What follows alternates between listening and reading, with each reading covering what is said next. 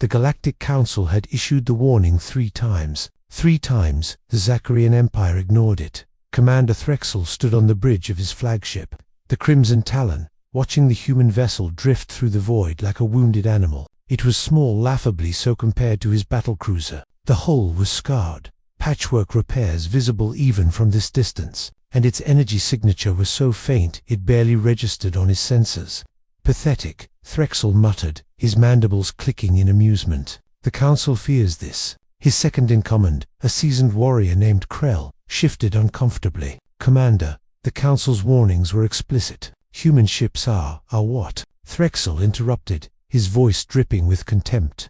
Special, because they're held together with scrap metal and desperation. He gestured toward the viewscreen. Prepare boarding parties. We'll strip that wreck for salvage and sell the humans to the consortium. Easy profit. Krell hesitated but obeyed. Within minutes, 3 Zokarian assault pods launched toward the human ship, designated SS Defiant according to their scans. Inside the Defiant, Isabella Martinez wiped grease from her hands and glanced at the proximity alarm flashing red across her console. Her dark eyes narrowed.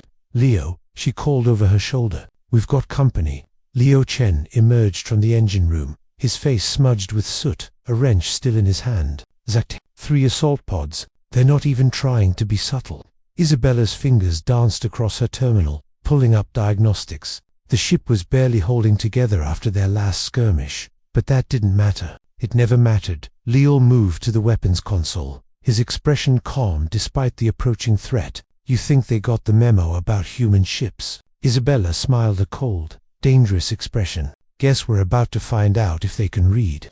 The Zacharian pods clamped onto the Defiant's hull with metallic thuds. Isabella counted the seconds in her head. 5, 4, 3. "Breaching now," Leo reported, watching the hull integrity monitors. "Deck 3, sections 7 through 9. Isabella nodded and pressed a single button on her console, initiating Protocol Omega. Aboard the Crimson Talon, Threxel watched his boarding parties disappear into the human ship. Standard procedure: overwhelm the crew, secured the bridge, claimed the prize. He'd done this hundreds of times across dozens of species. Then his communications officer screamed, "Commander, we're receiving—" "I don't understand." The human ship is the Defiant transformed before his eyes. Panels that had appeared damaged suddenly retracted, revealing weapon ports that shouldn't exist on a vessel that size. The hull itself seemed to shift, compartments rearranging with mechanical precision. Energy signatures that had been dormant now blazed to life.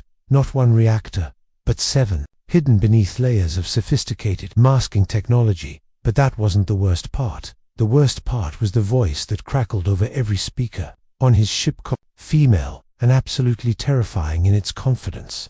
"This is Captain Isabella Martinez of the Terran Defense Fleet, vessel SS Defiant. You were warned by the Galactic Council. You chose not to listen. Your boarding parties are now contained in sealed compartments filled with a sedative gas mixture. They'll wake up in about 6 hours with nothing worse than headaches." Threxel's blood ran cold. "Return fire. Destroy that ship." "Commander," his weapons officer shouted, "our targeting systems are locked. We're locked onto ourselves." Isabella's voice continued, almost conversational. "Here's what you don't understand about human ships. We don't build them for show. We don't build them for comfort. We built them to survive in a universe that's tried to kill us since before we left our own star system."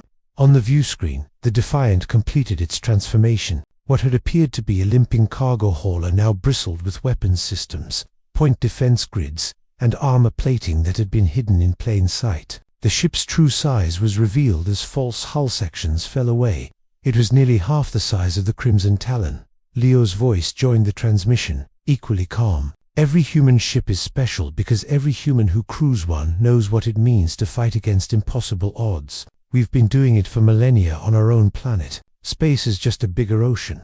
Isabella leaned back in her chair, watching her screens as the Zokarian weapon systems remained helplessly locked. "Your ship's weapons are now under our control. Your engines are next. We're going to escort you to the nearest council station where you'll answer for attempted piracy." Or she paused meaningfully. "You can try to fight us with conventional weapons and see exactly why the Council classified human combat doctrine as asymmetric nightmare scenario." Threxel stared at the transformed ship, his earlier confidence evaporating like water in vacuum. Around him, his crew looked to him for orders. But what could he say? Every system on his ship was compromised. The humans had infiltrated his network the moment his pods made contact. No, probably before that. They'd been waiting, wanting him to attack. "Stand down," he whispered. "Say again, Commander," Krell asked.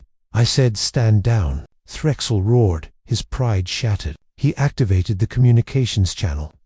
We surrender." Isabella exchanged a glance with Leo, who shrugged and took a bite from a protein bar he'd pulled from his pocket. "Smart choice," Isabella said. "Transmitting navigation coordinates now. And Commander, next time someone warns you about human ships, maybe take them seriously. We don't build anything that can't punch above its weight class. It's kind of our thing." The transmission ended as the Crimson Talon limped toward the Council station under the Defiant's watchful guns. Threxel finally understood what the Council had been trying to tell them. Human ships weren't special because of their technology, though that was impressive enough. They were special because they were crewed by beings who had clawed their way to the stars through sheer stubborn refusal to give up. And that, he realized, too late, made them the most dangerous species in the galaxy. Behind the Defiant, the stars burned cold and indifferent, just as they had for billions of years. But now, they belonged to humanity too, and the galaxy would never be the same.